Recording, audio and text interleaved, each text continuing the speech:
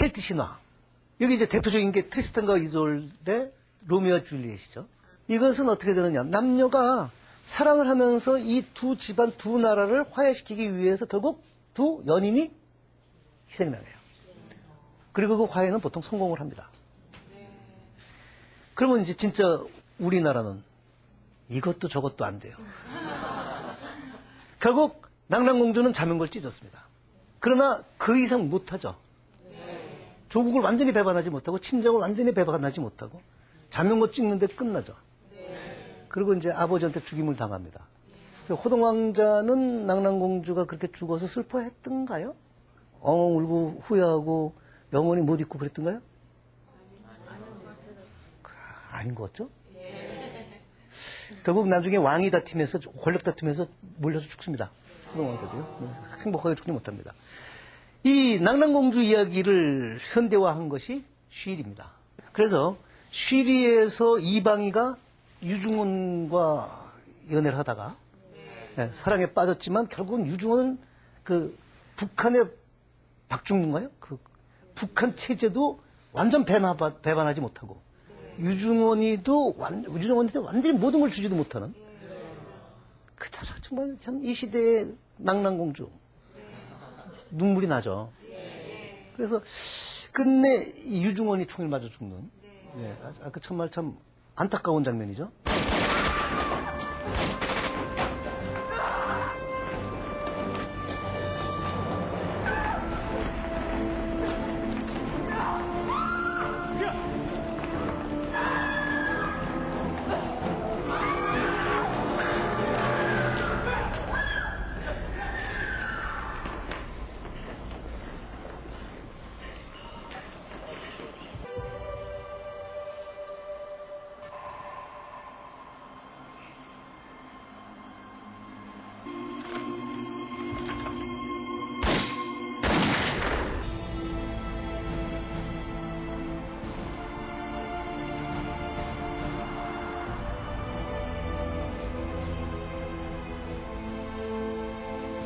그러니까 우리가 신화 연구를 왜 해야 되느냐. 중국 사람들한테 너희도 이런 신화 있으면 가져와 봐라. 고구려가 어떻게 너희들 거냐. 동북공정을 막는 방법 중에 하나가 신화 구조를 봐라. 우리나라에서 만든 쉬리와 낭랑공주 얘기가 똑같은데 고구려 얘기다. 그러니까 그거는 우리나라 맞다. 그러면은 참 할 말이 없는 거죠. 예. 그래서 이 정말 참 유중원이의 마지막 대사가 저는 아깝다고 주장합니다. 이방인은 우리 시대의 히드라예요라고 갑자기 그리스도를 튀길 게 아니거든요. 이방인은 우리 시대의 낭랑이에요. 아마 그랬으면 내가 많이 울었을 겁니다. 근데 히드라로 가는 바람에 거기서 아마 그때 굉장히 담담하게 낭랑이에요 했으면요. 한국 사람들이 갑자기 자기가 본 영화가 뭔지 깨달으면서 왜 내가 여기 빠졌는지를 알면서 상당한 눈물을 자아낼 뻔, 감동을 자아낼 뻔 분위기가 좀 사라졌다. 그런 얘기. 그러니까 오늘 제가 얘기한 것은 그겁니다. 결국 그렇게 신화라고 하는 것에는 민족성까지 드러난다는 거죠. 아까 얘기한 것처럼 인생 전반문 얘기를 다 하는 것 하면은 그 나라와 그 민족한테 독특한 것을 드러내주는 역할도 한다.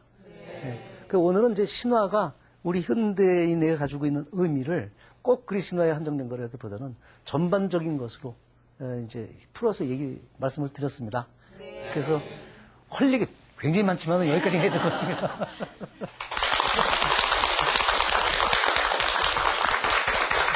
네, 정말 말씀을 해주신 것처럼 여러 가지 신화를 통해서 또 우리의 인생을 고민을 해볼 수 있고 인생사의 여러 가지 교훈들을 얻을 수 있을 것 같은데요.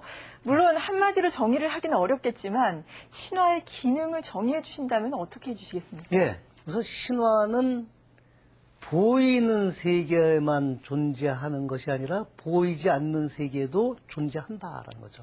네가 아는 게 전부가 아니고 네가 모르는 게 더 많고 실은 우리는 눈에 보이는 세계보다 눈에 보이지 않는 세계의 지배를 받고 있다라는 겁니다. 신화라는 것을 한마디로 정의한다면 보이는 세계와 보이지 않는 세계를 두루 묶어서 설명해주는 사상 체계다라고 얘기할 수 있습니다. 네. 그런데 신화 정말 알면 알수록 새로운 세계가 펼쳐지는 것 같거든요.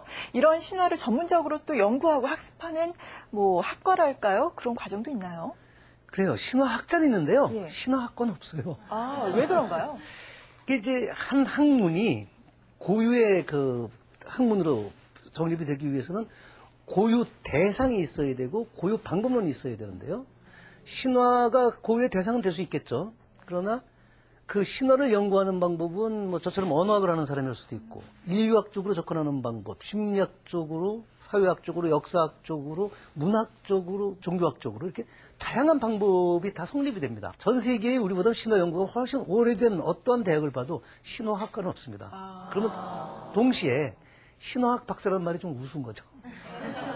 네, 그만큼 신화가 우리 인생에 대한 전반적인 것을 다루고 있고 또 그렇죠. 우리 문명 이 전반적인 것을 다루고 있기 때문에 한 분야로 성립되기가 어렵다라고 이해를 해봐도 되는 거겠네요. 예, 그렇죠. 인류 전체에 대한 이야기, 인간 전체에 대한 이야기이기 때문에요.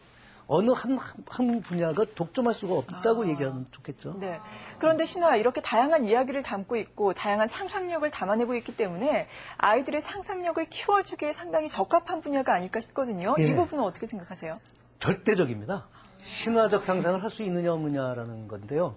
아까 조금 전에 이제 우리 쉬리 영화 얘기했지 않습니까? 그것이 우리 신화를 가지고 얼마든지 상상력을 동원해서 만들어 나갈 수 있다는 겁니다. 근데 항상 이제 우리 것을 세계화하는 걸 얘기 많이 하는데요. 네. 저는 거꾸로 얘기를 합니다. 세계적인 신화를 한국화해라.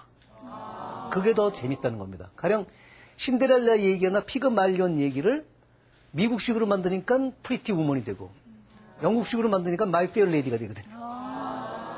전 세계에 있는 공동 주제는 전 세계 사람들이 모두 알고 있습니다.